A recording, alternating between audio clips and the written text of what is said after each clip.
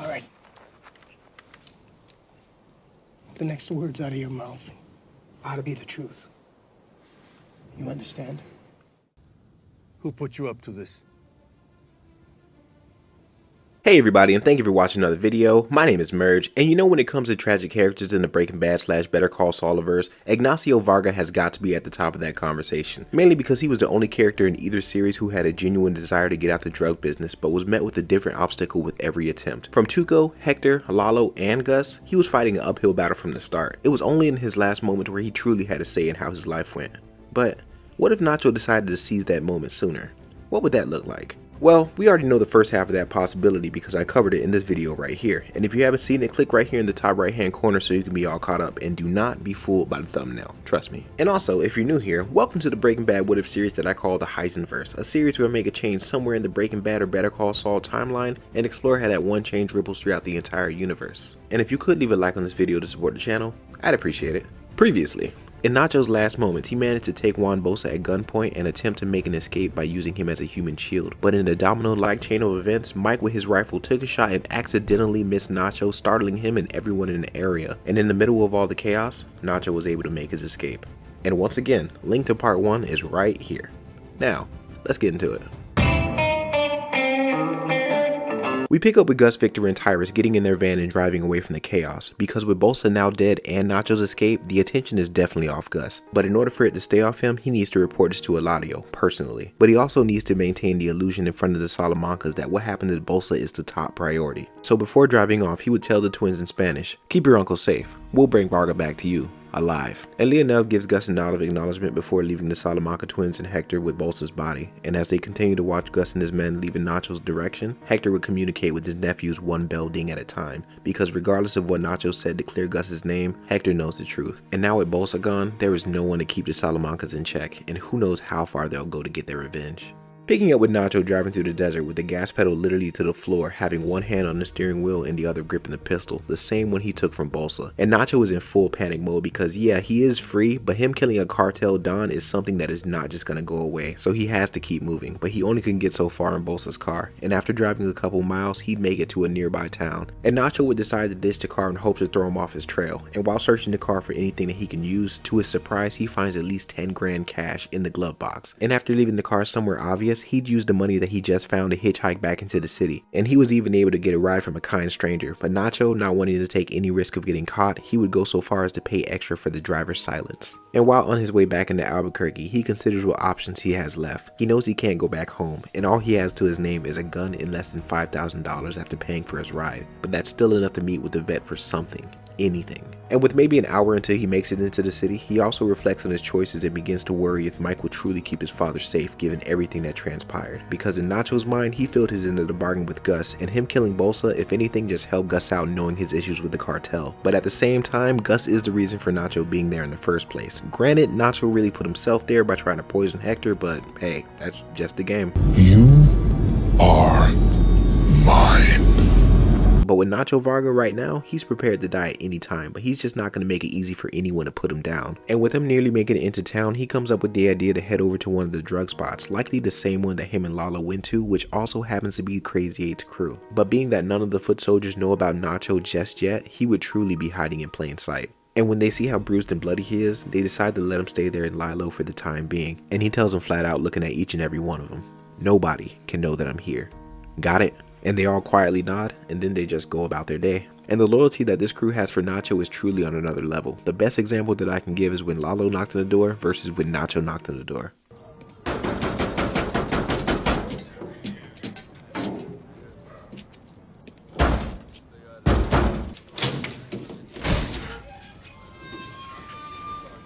Back with Gus and his men, after they pick up Mike, they would continue to head in Nacho's direction, and Gus asks while looking at Mike through the rearview mirror, "It may not have been on purpose, but your actions today have benefited me more than you will ever know.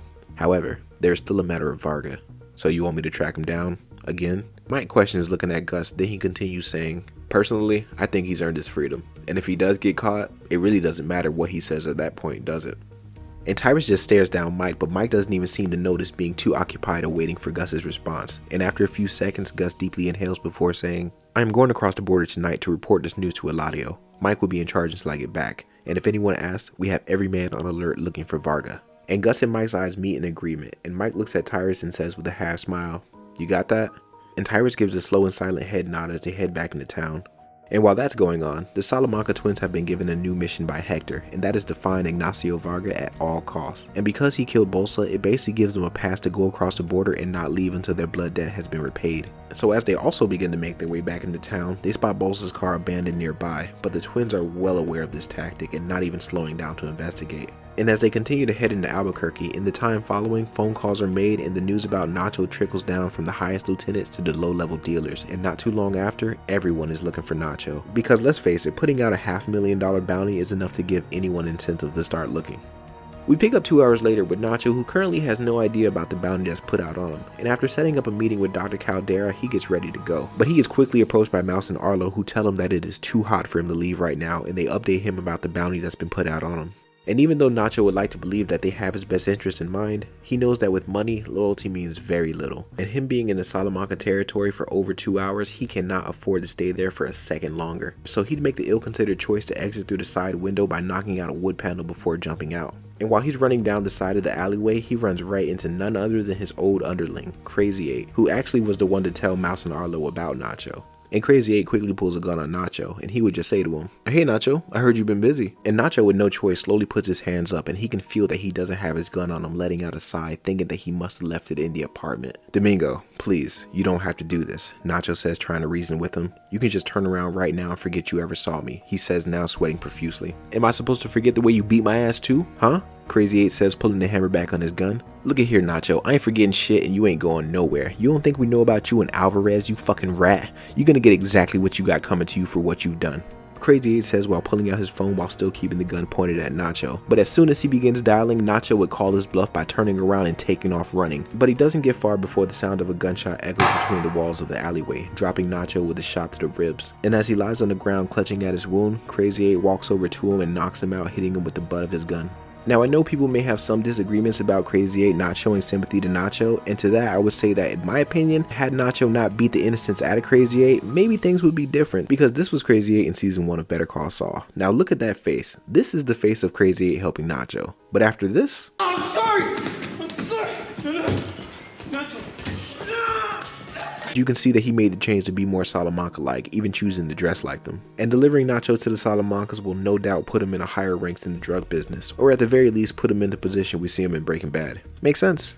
Cool. Let's continue. Nacho finally comes to, only to find himself restrained to a table with a gag in his mouth, and as he struggles to escape, in front of him stands his worst nightmare, the Salamanca twins with a desk full of surgical equipment and power tools. And just behind them sits a wheelchair-bound Hector with Crazy 8 by his side, and in many ways this would be like a dark mirror to Crazy 8's beatdown. But with Nacho now being the one at the mercy of the Salamancas, and after his confession for killing Lalo and putting Hector in that chair, mercy has gone all out the window. And for the next few hours, the only thing that can be heard is Nacho's muffled screams, blood splattering, and the sound of a power saw. And Hector and Crazy 8 watch as Nacho is literally cut to pieces from the legs up. A scene that is so gruesome that at one point Crazy 8 has to look away, but Hector, he watches and enjoys every second of it. And when they're finished, the last thing that would be done would be for the twins to wheel Hector up to the remains of Nacho, and he'd do his best to spit on him. But because of his condition, i.e. the stroke, he's only able to produce barely a dribble of drool. But regardless, it gets the point across. And as the twins leave with Hector, they tell Crazy 8 in Spanish where he can expect to find his money, and going forward that he will be in charge until Tuco gets released. So in the end, Nacho's escape is the result of a very bad death. But at the end of the day, he still kept his word and Gus' secret remains safe. And even though in the overall scope, things more or less remain the same, I feel it still answers the question on how Crazy 8 became the person we know in Breaking Bad.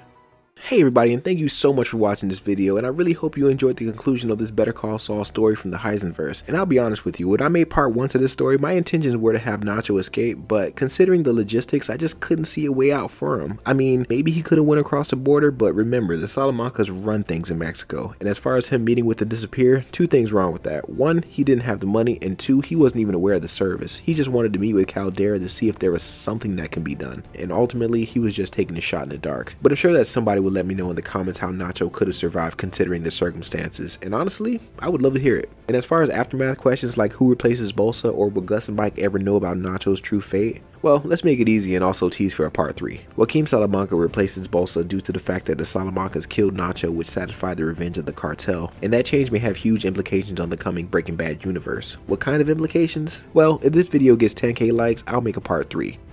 Fair's fair. But now I want to hear from you guys. What do you think of this story and what do you want to see next? And most importantly, do you wish that Nacho would have just stayed in the house? Whatever it is, let me know down below in the comments and I'll do my best to respond. Until then, my name is Murge.